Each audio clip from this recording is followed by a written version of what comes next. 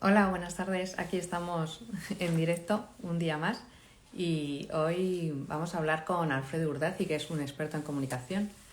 Entonces, me gustaría que fuera de provecho para todos. Alfredo ha trabajado en radio y en televisión y ahora mismo tiene una agencia de comunicación. Me gustaría que las herramientas que tiene para las empresas las apliquemos también para familias. Entonces, a ver si se puede conectar.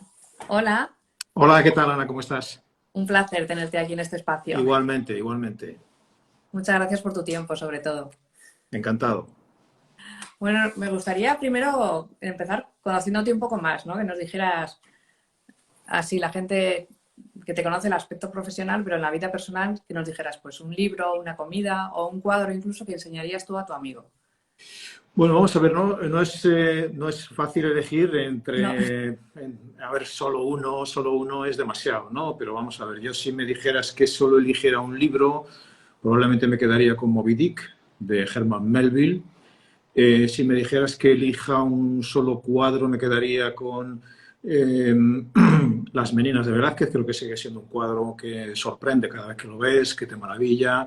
Eh, Esa capacidad que tiene Velázquez de pintar el aire, yo creo que es algo mágico dentro de la pintura. Es un cuadro que uno no se cansa de ver y no se cansa de leer sobre él, las interpretaciones diversas que tiene.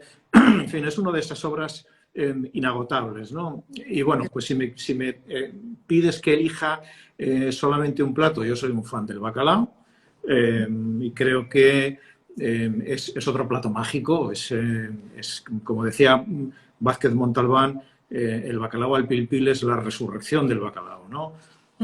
Creo que es un plato mágico porque está hecho con ingredientes pobres, al menos antes lo eran. El bacalao era un ingrediente que era el pescado de las zonas de interior, era el pescado de los pobres porque no necesitaban comprarlo fresco. Y la leyenda dice que se creó en el sitio de Bilbao cuando en el asedio pues los habitantes de Bilbao tenían cosas o elementos o ingredientes de alguna manera que duran en el tiempo, ¿no? El aceite que se conserva mucho tiempo, el ajo seco que también se conserva mucho tiempo y el bacalao seco que también es un ingrediente de larga duración, ¿no? Entonces, creo que de alguna manera ese es un plato que además es muy sabroso y para mí si me dices elige solamente uno me quedo con ese, aunque insisto, podríamos estar hablando durante muchas horas de los tres campos que has tocado. bueno, pero nos dan una imagen de ti, un reflejo, para conocerte un poco más. Velázquez también es Las Meninas mi cuadro, ¿eh? Me ha hecho mucha Ah. gracia porque es el cuadro por excelencia para mí. De Velázquez, la verdad es que de Velázquez se pueden admirar muchos cuadros, ¿no? Es decir, que creo que es un pintor que anticipa el impresionismo. Hay algunos, el cuadro de Villa Medici, por ejemplo, es un cuadro que se ha tomado como referencia a la hora de establecer el nacimiento de la técnica de los impresionistas. Es un pintor de gentes humildes, es un pintor de borrachos, es un pintor de bufones, también es un pintor de reyes, por supuesto, pero yo creo que es una de las cumbres de la pintura, ¿no? Y creo que en Velázquez, así como si me dices en la música, yo te diría que en Bach está toda la música, desde la antigua hasta los Beatles, en Velázquez está toda la pintura. Toda la razón, estoy contigo. Oye, me gustaría, estás en una empresa de comunicación para las empresas, pero a mí me gustaría aplicarlo a la familia. Entonces, Ujú. es donde la confianza hay, a veces donde menos se cuida la comunicación.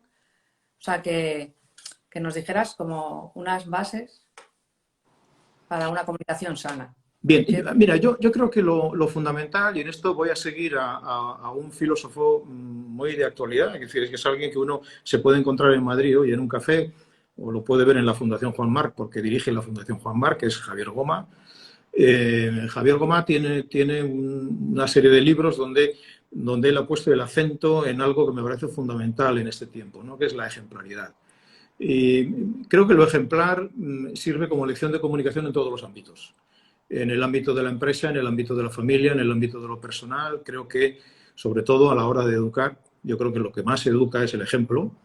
En familias donde los padres son trabajadores, normalmente suelen salir hijos trabajadores.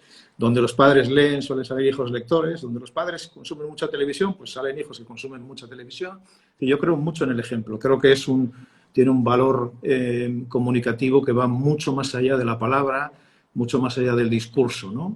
Y luego creo que llevándolo al terreno un poco de las crisis, que es de lo que nosotros nos ocupamos en esta agencia donde yo estoy, yo diría diría algo muy sencillo, ¿no? Yo tengo un amigo que le repite mucho a sus hijos aquello de, bueno, cuando metáis la pata fuera de casa, contarlo primero en casa. No importa lo que hayáis hecho, no importa como decimos en Navarra, el chandrío que hayas cometido, el estropicio que hayas provocado, coméntalo primero en casa. Creo que el miedo a contar, el miedo a revelar cosas es algo tremendamente pernicioso para la comunicación y sobre todo para la resolución de los problemas, ¿no? Y al final, pues uno, al cabo del día, se encuentra con numerosos problemas que tiene que resolver y que debe resolver además con ayuda normalmente, ¿no? Entonces creo que esa apertura, esa actitud de estar abierto a lo que sea, pues es tremendamente útil a la hora de que la comunicación sea eficaz, ¿no? Al final, lo que buscamos con la comunicación es eso, es resolver problemas, es compartir inquietudes, compartir empresas, compartir objetivos. Y creo que hay más dos cosas, esa apertura y a la vez ese valor de lo ejemplar son dos características que uno debe tener en cuenta siempre que piense que la comunicación es parte de la solución de los problemas y normalmente siempre lo es. Eso es verdad. Lo que pasa es que a veces el miedo te lleva al silencio, ¿no? Entonces, que no, los hijos no te cuentan. Sí, ¿no? Y no es fácil romper ese silencio, ¿verdad? Muchas veces uno imagina o busca estrategias y no siempre da con la clave, ¿no? Hay otro problema muy común que nos pasa a todos los padres. Yo tengo 2 hijos ya mayores, pero es un problema muy común, ¿no? Normalmente siempre nos sucede que los hijos hacen más caso a quien les aconseja o les da ideas fuera de la familia, aunque sean las mismas que les damos nosotros, ¿no? Entonces, muchas veces lo que hay que hacer pues, es encontrar fuera del ámbito nuclear, familiar, personas que de alguna manera sean cómplices y que les digan lo mismo que les vamos a decir nosotros. Personas a las que probablemente van a dar más autoridad, más credibilidad que a los padres, porque, bueno, la naturaleza de la filiación es así, ¿no? Uno lleva a la contraria a su padre porque cree que debe encontrar su propio camino o porque piensa que, bueno, pues que ya tiene una edad adulta como para poder y saber decidir por sí mismo, ¿no? Entonces eso lleva al rechazo y ahí se producen muchas distorsiones y mucho ruido dentro de la comunicación. Es una buena estrategia esta, de tener un aliado fuera. Sí. Ves, en la comunicación siempre, y sobre todo en las crisis, uno tiene que tener aliados, tiene que buscar aliados, ¿no? Los tiene que buscar con tiempo, no vale aquello de, bueno, ahora que tengo un problema, ahora voy a ver quién está conmigo. No, esto hay que hacerlo con tiempo, con dedicación, con estrategia, con perspectiva, con relaciones sanas, con relaciones limpias, donde cada uno se respeta en su propio ámbito, pero luego cuando llegan los momentos difíciles, uno tiene que activar esos aliados para que de alguna manera sean un escudo y sean unos valedores de tu actividad y unos certificadores de la honestidad y de la digamos, del cumplimiento de tu propia misión, ¿no? Esa estrategia hay que tenerla también en la familia, claramente. Oye, ¿es más difícil escuchar o saber responder? Qué gran pregunta esta. Mira, normalmente uno se encuentra con personas que piensan que comunicar es hablar, ¿no? Y no es eso. Hay una condición previa, que es la de la escucha. Si no sabes con quién estás hablando, si no sabes qué le inquieta, qué le preocupa, qué le motiva, qué busca, nunca vas a saber comunicar con eficacia. Escuchar es difícil. Vivimos en un mundo con muchos mensajes. Vivimos en un mundo donde yo creo que el ego de las personas se ha cultivado de manera un tanto excesiva. Entonces uno se encuentra directivos, lo digo directivos porque nosotros uno de los trabajos que hacemos más habituales es la formación de directivos en habilidades de comunicación. Y nos encontramos siempre con este problema. El directivo te cuenta su vida. Y yo digo, no me sirve que me cuentes tu vida. Esto no va de eso. Esto va de que tú tienes que saber con quién estás, qué les preocupa a tus equipos, qué tienen en la cabeza, qué inquietudes manifiestan y cuáles no. Yo siempre, fíjate, recomiendo un libro de comunicación que no tiene nada que ver con comunicación, en principio.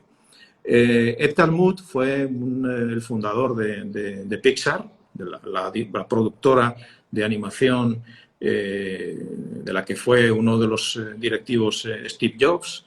Ed Catmull tiene un libro que se titula Creatividad, Sociedad Anónima. Y entonces cuenta el nacimiento de Pixar, el desarrollo de Pixar, pero lo más importante que cuenta es la vida interna de la compañía. Y entonces, en algún momento del libro, él confiesa que establecieron un esquema de comunicación dentro de la empresa que no tenía nada que ver con el esquema jerárquico. Y él dice, aquellas compañías que tienen una distribución de la comunicación, un esquema de comunicación, de dónde vienen los mensajes, hacia dónde van y cómo circulan, que sigue punto por punto el esquema jerárquico de la compañía, están condenadas al fracaso. Aquellas empresas en las que los problemas se comentan en la máquina del café, pero no en los despachos, están condenadas al fracaso, ¿no? Aquellas compañías, sin embargo, donde cualquier empleado de cualquier equipo puede criticar lo que hacen los directivos, o lo que hace los propios profesionales que están en su propio equipo, son compañías que tienen una ventaja competitiva con respecto a las demás, ¿no?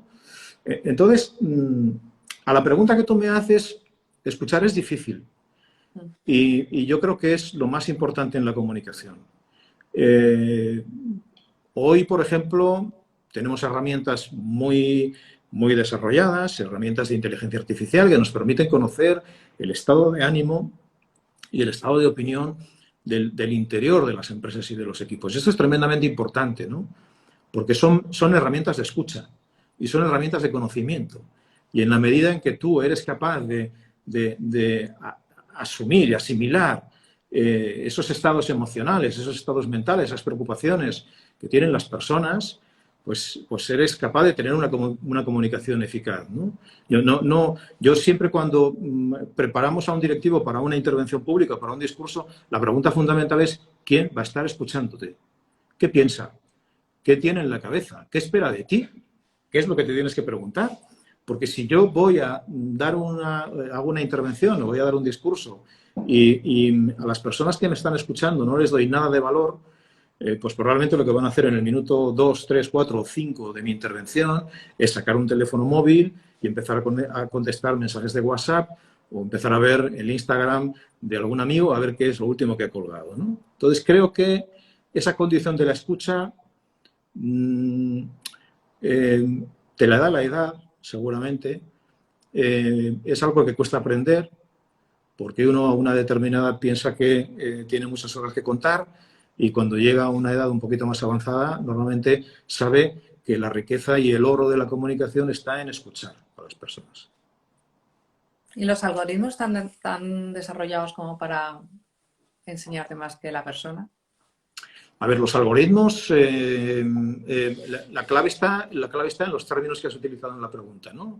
¿Cómo están diseñados? Si un algoritmo está viciado en su diseño, nos dará información viciada. Si el algoritmo está bien trabajado, pues nos va a dar buena información, ¿no? Por tanto, lo que tenemos que hacer de manera permanente es cuestionar aquello que hemos planeado en el algoritmo, ¿no? Cómo se mueve, con qué esquemas trabaja, cuáles son las conexiones que busca y sobre todo algo que a mí me parece fundamental, ¿no? Que es testar las cosas. Ahora tenemos, por ejemplo, una rebelión de personas mayores contra la banca, no porque esas personas mayores, ojo, no porque no sepan utilizar las nuevas tecnologías, que saben utilizarlas, sino porque la banca ha fabricado y puesto en el mercado una serie de aplicaciones que no están pensadas para la gente mayor y no están testadas con gente mayor. Están ensayadas y testadas con gente que tiene entre 18 y 45 años. Y los que somos nativos analógicos, pues quizá tenemos un poquito más de dificultad que los más jóvenes. Pero también es verdad, yo tengo 62 años, también es verdad que los que hemos nacido analógicos tenemos una capacidad de adaptarnos que no la tienen los más jóvenes, porque hemos pasado desde el lapicero al bolígrafo, a la máquina de escribir, al ordenador, aquellos que tenían un fondo de pantalla larguísimo y funcionaban con un programa casi a pedales, a llegar a adaptarnos a los iPhone, a los terminales inteligentes y a todo tipo de artilugios, ¿no? Entonces creo que ahora que se habla tanto de incluir a la hora de diseñar la tecnología y a la hora de fabricar o de diseñar algoritmos, se tiene que tener en cuenta que los algoritmos los utilizan o se utilizan para conocer lo que hace gente de 14 años y personas de 82. Eso es verdad. Bueno, me gustaría, con toda la trayectoria profesional que tienes, que nos contaras algo que te tocó el corazón, una historia que te gustó contar. Bueno, mira, pero... de lo más reciente, yo he tenido la fortuna que a mí la profesión me ha puesto cerca de, me ha puesto en el camino a muchas personas y algunas muy relevantes. Yo guardo en el corazón, yo tuve la suerte de ser corresponsal en Roma durante 3 años, hice algún viaje con el Papa Juan Pablo II, con Carlos Wojtyla, creo que era un hombre tremendamente carismático. He entrevistado a Gorbachev, ahora que está de actualidad trágica la situación en Rusia-Ucrania. He conversado con Bill Gates en una charla en Madrid muy entretenida con ese hombre que es realmente te toca porque aparte de su digamos categoría personal e intelectual, pues es una persona que se mueve con una tremenda humildad, ¿no? Pero yo diría el último trabajo que hice, que lo hicimos un poco pro bono, fue un libro que se titula Cuéntame algo bueno, y es un libro con 44 entrevistas a otras tantas mujeres, y ahí hay algunas mujeres que a mí historias que te llegan al corazón, ¿no? Sobre todo la de una persona que hoy sigue en activo, es una española de origen marroquí, Hanan Serroukh, que en esa entrevista que le hicimos, pues fue la primera vez que contó públicamente, confesó que su familia, su madre, a la que lleva muchísimos años sin ver, y su padrastro intentaron casarla en un matrimonio forzado cuando tenía 12 años, y ella se escapó de casa y terminó en un hogar de acogida, y hoy pues es una de las mujeres más combativas que hay contra esa práctica tremendamente injusta de los matrimonios forzados que se sigue practicando, ¿no? Dices, ¿alguien que te ha tocado el corazón? Pues ella. Te toca en el corazón, a mí me tocó dar muchas noticias sobre víctimas de terrorismo, de todas y cada una de ellas te llevas un trozo de su dolor, ¿no? Aunque obviamente es un dolor inconmensurable, pero las llevas en el corazón porque es gente que ha sufrido de manera tremendamente injusta, ¿no? Hay muchos. La verdad es que tienes que dar muchas gracias por todo lo que has vivido, ¿eh? Sí, sí, las doy todos los días, créeme, las doy todos los días porque creo que yo tenía un profesor en la Universidad de Navarra, don Gonzalo Redondo, que repetía mucho aquello de que la vida está para complicársela a uno, ¿no? Y yo creo en eso, ¿no? Creo que la vida está para sacarle todo el jugo, para complicársela lo más posible, siempre obviamente que uno se la complique para bien, ¿no? O sea, para hacer el bien, no para ir por ahí fastidiando a la gente. ¿Y de la universidad qué recuerdas? Porque aquí estamos... Ay, yo tengo muy buenos recuerdos de la universidad. Sigo teniendo amigos en la universidad, algunos dedicados a la comunicación, en la Universidad de Navarra.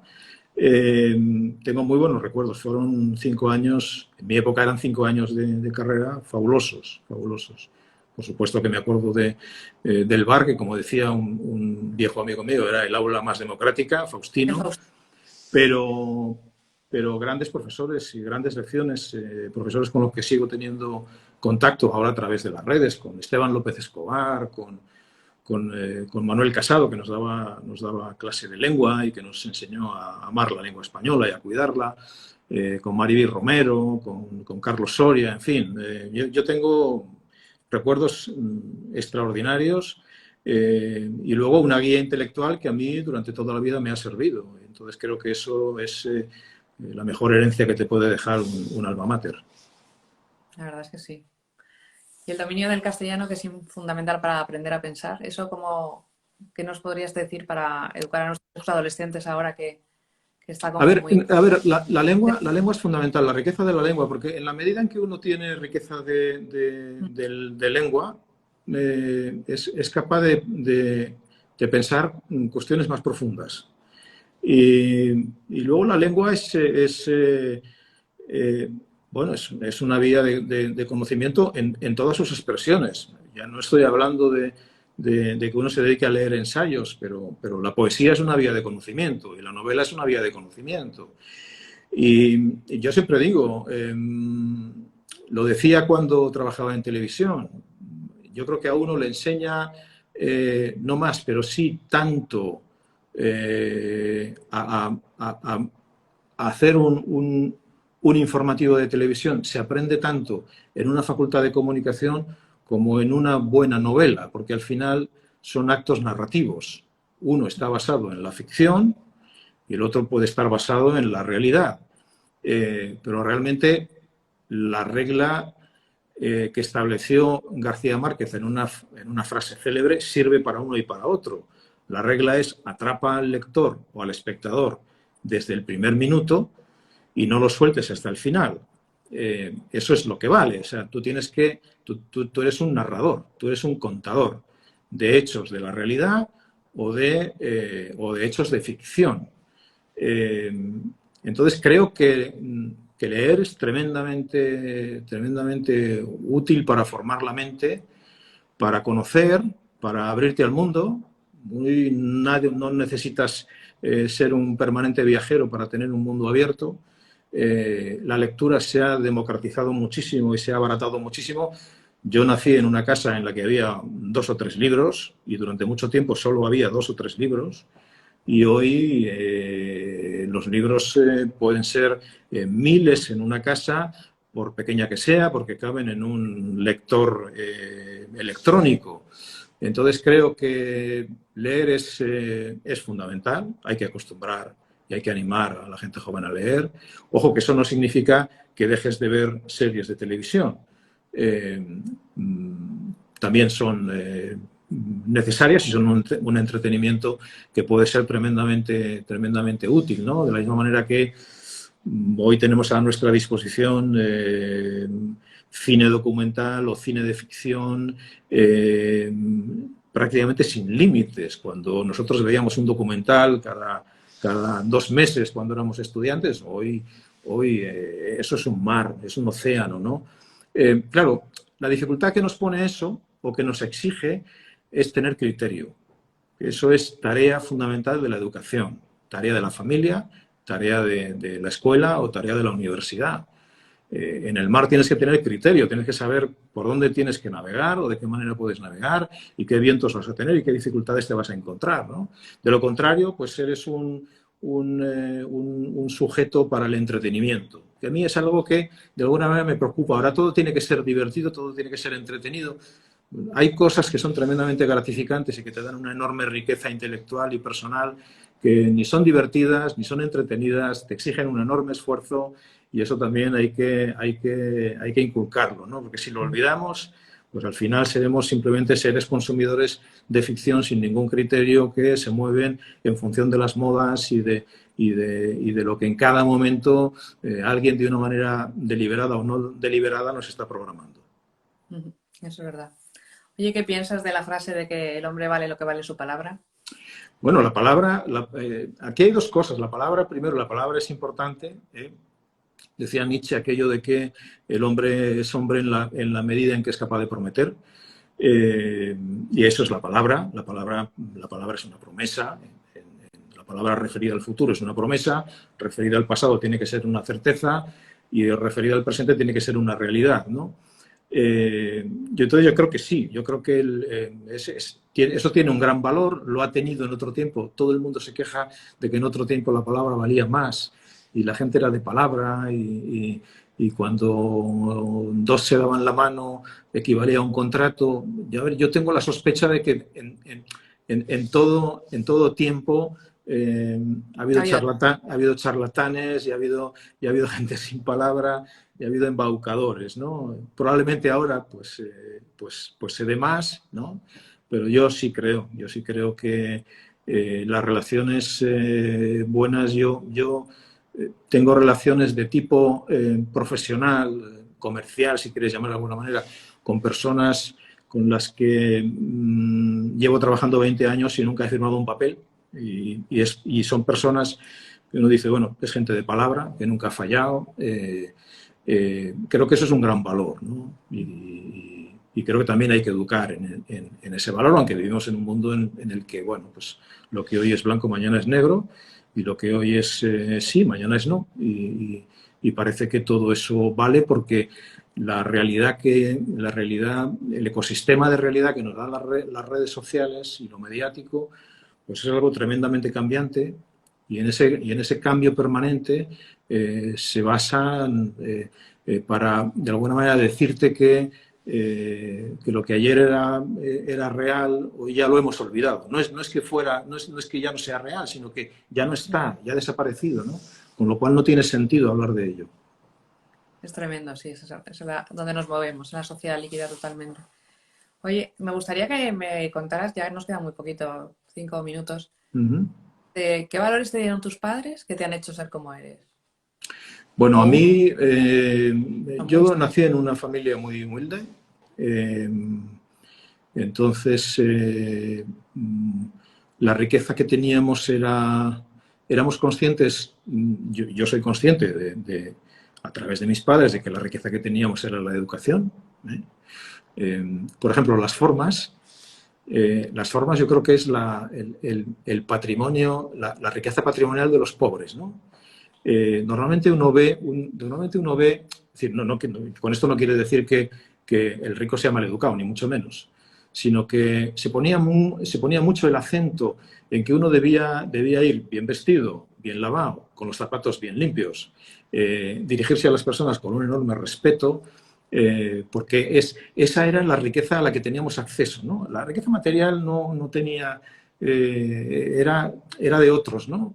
Pero eso no quería decir que tú no tuvieras educación, que no tuvieras respeto, que no te pudieras mover por el mundo, dejando claro que había recibido una educación especial. Y eso, en mi casa, era un valor importante, ¿no? A partir de ahí,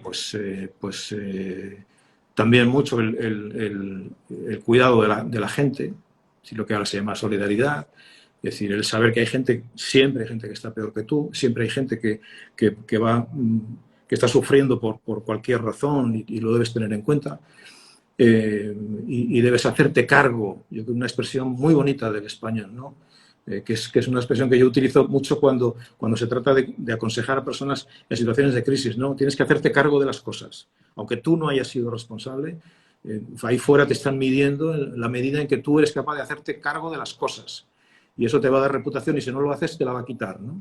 Entonces creo que el hacerse cargo del mundo que le rodea a uno, creo que es un valor que lo aprendí en casa. El valor, obviamente, de que la felicidad no está en lo material, ¿no? La felicidad, como decía Schopenhauer, que lo coge de los griegos, la felicidad está en el interior de uno mismo. Uno puede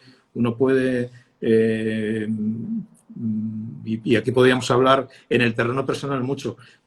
Yo he habido épocas en las que no he tenido un duro y he sido tremendamente feliz y quizá ha habido épocas en las que he nadado en la abundancia y he sido mucho más infeliz. Es decir, eso lo podemos aplicar a todo y eso lo que nos lleva a concluir es que la felicidad está aquí dentro y está en la conciencia y está en el mundo interior. Entonces ese es el mundo que tienes que cultivar, lo que tienes dentro, alimentarlo con el bien, con la verdad y con la belleza. En la medida que lo alimentas y lo creas y lo construyes, lo que pasa fuera te afecta muy poco, ¿no? Bueno, yo creo que ahí se encierran un poco los valores que me enseñaron en casa. Bueno, yo creo que ha sido un directo muy potente, con muchas claves aquí, con muchos valores para volver a ver y repasar más adelante. Entonces yo Muy quería bien. también invitar a la gente, si ahora mismo nos están siguiendo, nos ven o a lo largo de esta semana, que si alguno quiere compartirlo, pues que se va a quedar guardado. Entonces, Estupendo. ahí estamos. Muchísimas gracias por tu tiempo y por Muy tus bien, Ana, ideas. muchas gracias a ti. Un placer. He disfrutado un montón y he aprendido. Me alegro mucho. Gracias. Gracias. Muy bien. Adiós. Hasta luego. Adiós.